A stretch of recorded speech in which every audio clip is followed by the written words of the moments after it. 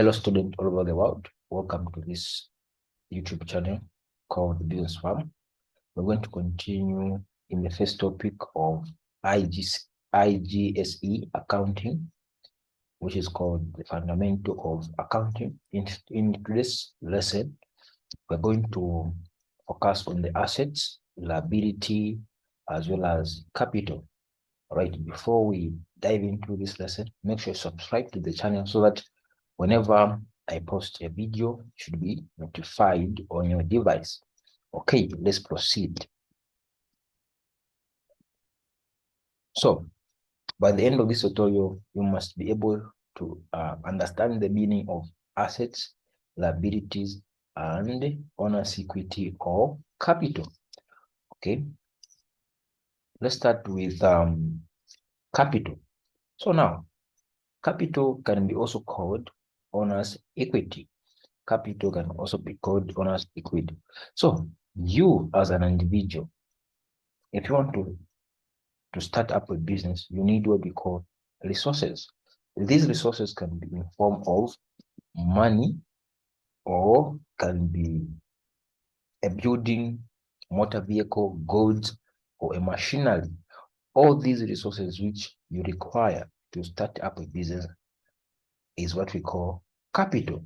So in simpler terms, we can say capital are total resources provided by the owner and represented represented to the business.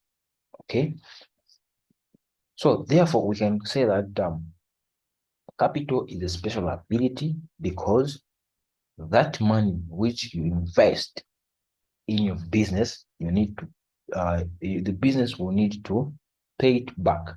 So students, I want to mention this principle which you must know, which you must take note when you're dealing with exams. You, the owner of the business, and the business, you're treated to be separate entities. So therefore, now we're going to say that the capital which you invest in your business must be paid back to you as the owner, because you and the business, you're not the same. You're treated to be separate entities, right? No wonder we can classify or we can consider capital to be a special ability, because the business will be required to pay back the capital to you as the owner of the business. Okay, let's proceed. We're doing so fine. So now, let's now look at the assets. Since you have formed that business and you have introduced that you have introduced capital to that business. Okay, you have introduced to that capital to that business. So all that money which the business owns, as well as the other resources, you can classify all those items to be assets to the business. You can classify all those as items to be assets to the business. So in simpler terms, we can define an asset to be a tangible or intangible position of a business that have value. So when we speak of tangible position of the business, we're talking about something which you're able to touch, right? Intangible, something which you can't touch, but all those items, they must have value to the business. Okay, let's proceed. So now we're going to look at the classes or the groups or the types of assets. We have two types of assets. We have fixed assets or non-current assets. We also have the current assets. So let's start by explaining what fixed assets are. So if you speak about fixed assets, these are intangible or tangible acquired for the use by the business, okay, and not held for resale in the normal course of trading. So now let's talk about the good examples of tangible fixed assets. If you speak about tangible fixed assets, something which you're able to touch, as well as see. We're talking about land and buildings, as well as machinery, furniture, motor vehicles. These are good examples of tangible fixed assets. Now, if you speak about intangible fixed assets, we're talking about software, all right? A good example which I can give about these software, which financial institutions use, like the banks, right? These financial institutions, like the bank, they use these powerful softwares in the sense that even if the human capital is not working in that bank, the clients will be able to be saved. A good example I can give is about the automatic teller machine. So if you command or you give instruction to the automatic teller machine, if you want to make an withdrawal, you find that it's going to respond and give you that money. And basically what happens is that those machines have been programmed and they are being learned by these softwares. So we can say that a software can be a good example of a fixed intangible asset, okay, as well as goodwill. So if you speak about goodwill, we're talking about here the reputation which a firm has, right? The reputation which the firm has. A good reputation, it will add value to a business or to a firm, all right? Then patent, we're talking about permit here, all right? The copyrights, here, the rights which you have towards that invention which has been produced. That's what patent is all about, the rights. Then the brand, talk about the label, right, of a given company, all right? It can be the label of ShopRite, Pick and Pay, name it Butter, okay? So that's the label here we're talking about, we're referring to here. Okay, let's proceed. So now let's talk about current assets. What are these current assets? So if you speak about the current assets, I'll talk about these assets which can be easily converted into cash. These assets which can be easily converted into cash or changed into cash. Let's talk about now the examples. A good example of current assets is stock, or in other words, you can call it inventory, right? This is a good example of current assets. Another example of current assets is trade receivables, or in other words, you can call them debtors. Now, the question is, students, who are the debtors? All right. A good example I can give about the debtors is a person who owes the business the money. Okay. If you run a business, those people who owe you money, okay, you can call them debtors. Then another example we can speak about current asset is the cash at bank, right? If you have money in your bank account, right, you can consider that money to be your asset. If you have money in your office, in your pocket, in your hand, you can consider that money to be the current asset. So students, you need to pay particular attention to these examples I'm giving you, all right? Or different examples of assets, right? Because these are all types of accounts, all right? As you proceed in this course of accounting, you're going to need this knowledge, right? Because all these examples, name them: inventory, trade receivables, cash at bank, cash in hand, prepaid expenses, all these examples, much more on the fixed assets, like let's say land, building, machinery. All those are examples of accounts. So you need to pay particular attention to this information, which is very, very vital for this course of accounting, right? You need this introductory part. You need this information for you to fully understand the other topics attached to this wonderful course, accounting.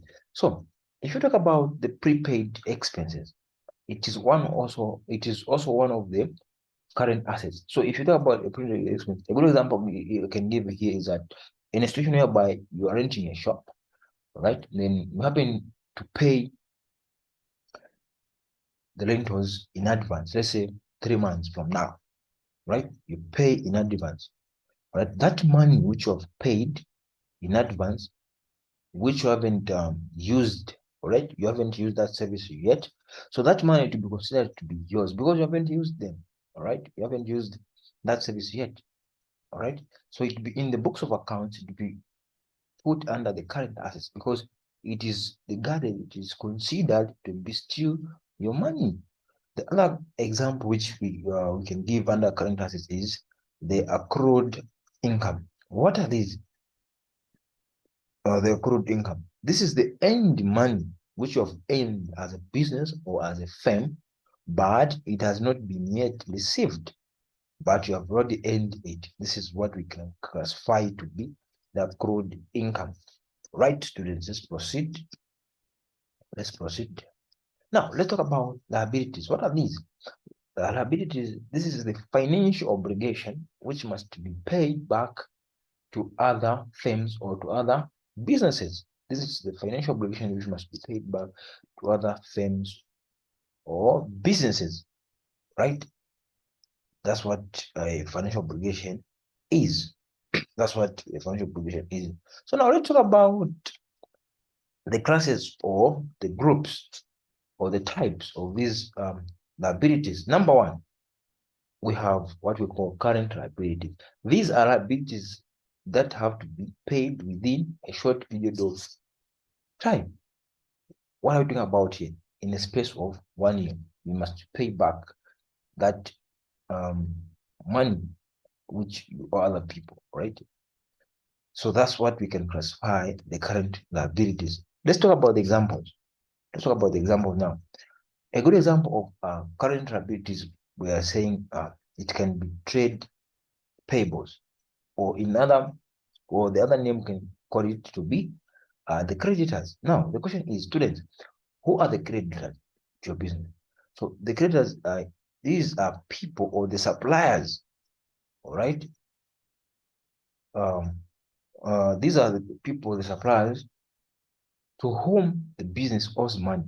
All right. So if you run a business, then you happen to owe your suppliers. All those suppliers, you can classify them to be your creditors. Another example of a current liability is a bank overdraft, as well as the accrued expenses.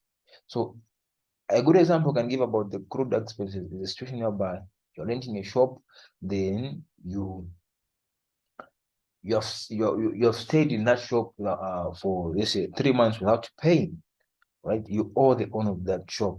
So all those are liabilities which you need to be paid back to the owner of that shop.